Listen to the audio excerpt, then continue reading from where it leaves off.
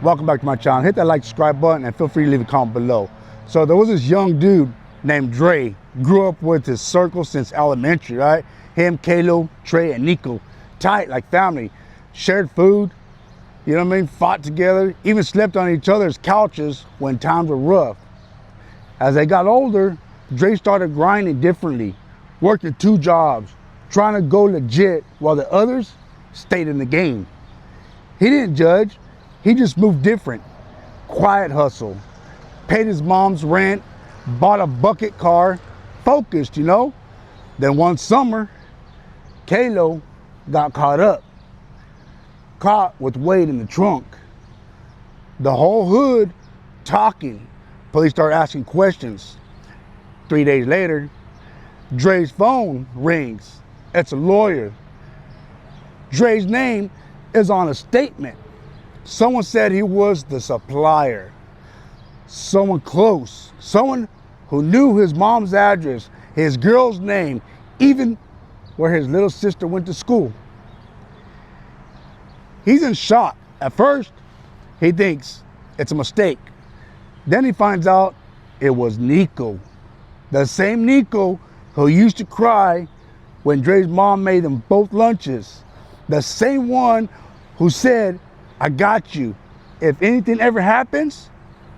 Turns out, Nico gave up Dre's name just to shave time off his own case. And Kalo, he knew.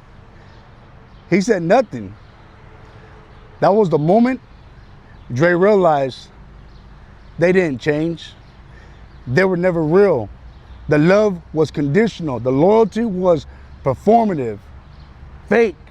They only rode with him when he made them look good. Dre had to fight that case with his own money. No help, no support. Beat it, but it drained him. And not just financially, it killed something inside. But he didn't crash out. He didn't spin the block. He just cut ties.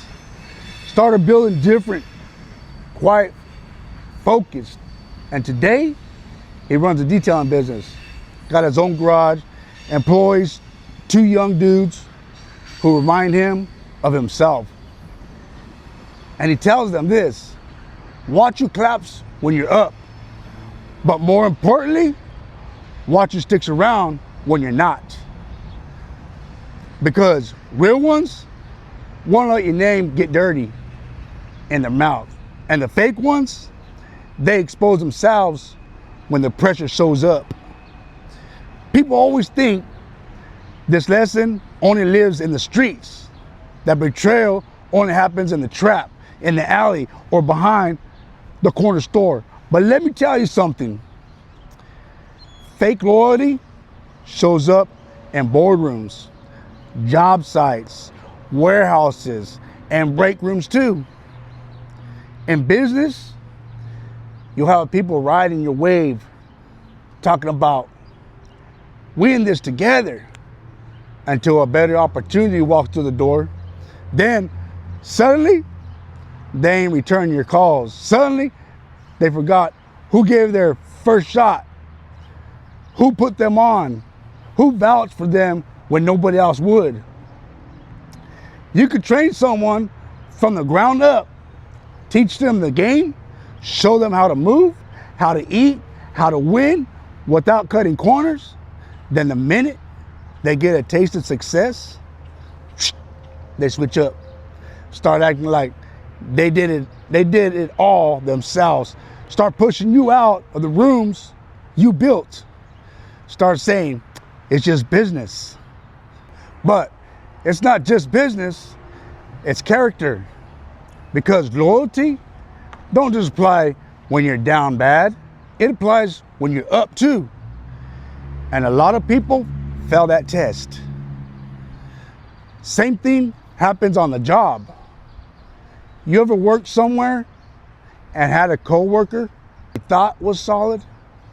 Y'all shared laughs, covered shifts for each other, vented in the break room. Thought you were cool, right? Then the promotion time comes and they throw your name under the bus. Slide into meetings with little comments like, well, I always get my reports done on time. Can't say the same for everybody else. Like, really? You covered their shift when their kid was sick. You kept your mouth shut when they messed up the inventory. Now they're suddenly acting brand new because a manager's in the room. They didn't change. They were never real. You just hadn't seen their mask fall off yet. It don't matter where you are, the streets, the office, or a startup garage. Pressure exposes people. Success exposes people.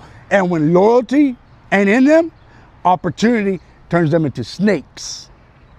That's why you gotta stop calling it betrayal and start calling it what it really is. Revelation. They didn't flip. They didn't switch. They just stopped pretending. That's it. So whether you're running a hustle or clocking in at 8 a.m., the principle is the same. Keep your circle tight. Watch the quiet ones and protect your peace like it's your last dollar. Real don't need an audience. Loyal don't need a contract. And fake will always expose itself if you let time do its job. Man, hit that like, subscribe button.